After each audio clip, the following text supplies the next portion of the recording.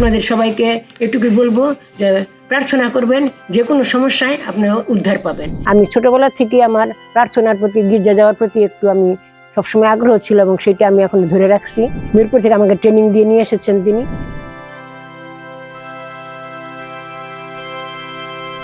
স্মরণ করি, আমি যখন ছোটবেলায় তখন আমার মাকে দেখতাম, মা গরিব দুঃখীরা যখন আসতো ছোট ছোট বাচ্চা নিয়ে, মা অনেক কাপড় সেলাই করতো, ছোট ছোট পুরানো কাপড় দিয়ে সেলাই করতে করে করে ওই বাচ্চাদেরকে দিত। এবং মা ভিক্ষাওয়ালারা যখন আসতো ওদেরকে সবসময় ভিক্ষা দিতে, আর বলতো যে ভিক্ষাদের কোনো দিন ফিরাইতে হয় না। সেই অনুপ্রেরণাটা আমার মধ্যে সবসময় ছিল এবং এখনো সেটা আছে। আমি ছোটবেলা থেকে আমার প্রার্থনার প্রতি, গির্জা যাওয়ার প্রতি একটু আমি সবসময় আগ্রহ ছিল এবং সেটা আমি এখন ধরে রাখছি। বিশেষভাবে আমার মাকেই আমি স্মরণ করি। আমার মা থেকে আমি আর প্রথম অনুপ্রেরণা পেয়েছি মানুষকে সাহায্য করতে।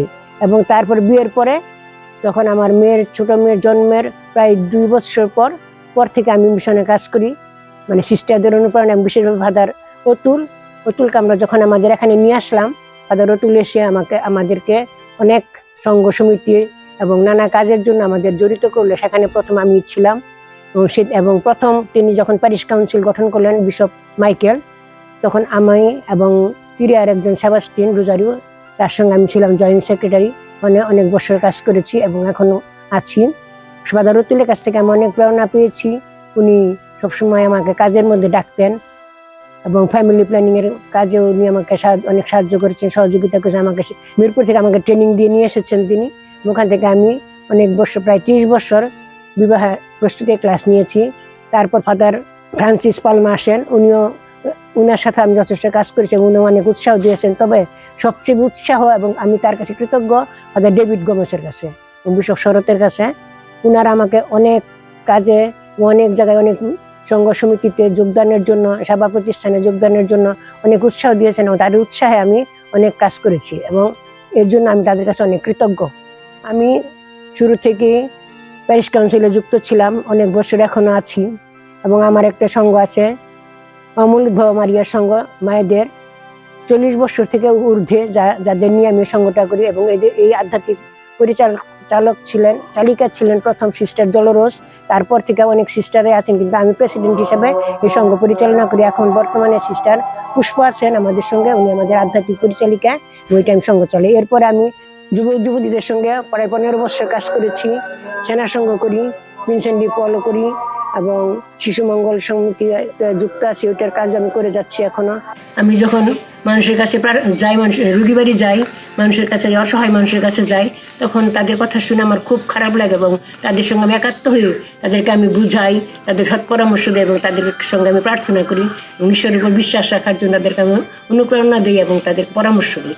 তখন আমার মনের মধ্যে আমার নিজেরও একটা আধ্যাত্মিকতা বাড়ে, যে আমিও তাদের সঙ্গে চিন্তা করি যে আমার যদি এরকম হতো আমি কেমন হতাম, বা প্রভু যিশু তুমি আমাকে আশীর্বাদ করবেন, আমি আরও একটু আমার আধ্যাত্মিক দিয়ে যায় আর উন্নতি করতে পারি, আমি উন্নতি হইতে পারবো এবং প্রার্থনার প্রতি, এর জন্য আমার প্রতি গভীর বিশ্বাস এবং ভক্তি আমি সবসময় রাখি। এবং আমার মানসিক এবং শারীরিক দিক দিয়েও আমি সুস্থ থাকি সবসময় এবং বিশ্বাস করি, আমি যেহেতু প্রার্থনা করি এর জন্য হয়তো ঈশ্বর আমাকে এইভাবে সুস্থ রেখেছেন। এখনও আমার 77 বছর বয়স এখন চলছে, যে এখন আমি সম্পূর্ণ সুস্থ আছি। আমার খুব বড় ধরনের কোনো অসুস্থতা নাই আমার মধ্যে। আমি এত বছর থেকে যে মিশনে কাজ করতেছি এবং এখনও করে যাচ্ছি, আমি অনেক শান্তি পাই মনের মধ্যে। কিন্তু যদি আমি কাজ না করি আমি হয়তো দুর্বল হয়ে যাবো, আমি এটা মনে মনে চিন্তা করে হয়ে যায় আসলে। এর জন্য আমি সবসময় চিন্তা করি গির্জায় কখন গিয়ে কাজ করতে হবে, প্রার্থনা করতে হবে, কোন রুগী বাড়ি যাবো চিন্তা করি, কারণ আমার মনের মধ্যে অনেক তৃপ্তি পাই, আমি অনেক ভালো লাগে আমার এই কাজগুলো করতে। সেই জন্য আমি মানুষের সেবা কাজ করি এবং প্রার্থনা করি সবসময়। আর মানুষকে সাহায্য করতেও আমার খুব ভালো লাগে। আপনাদের সবাইকে এটুকুই বলবো যে প্রার্থনা করবেন, যে কোনো সমস্যায় আপনারা উদ্ধার পাবেন। প্রার্থনা হলো জীবনের সবচেয়ে বড় অস্ত্র, বা নিজের জীবনকে সুন্দরভাবে গঠন করার জন্য এবং জীবনে সুখী থাকার জন্য প্রার্থনাই হলো সব। তাই আপনাদের কাছে অনুরোধ রইল, আপনারা সবাই সবসময় প্রার্থনা করবেন এবং ঈশ্বরের উপর বিশ্বাস রাখবেন।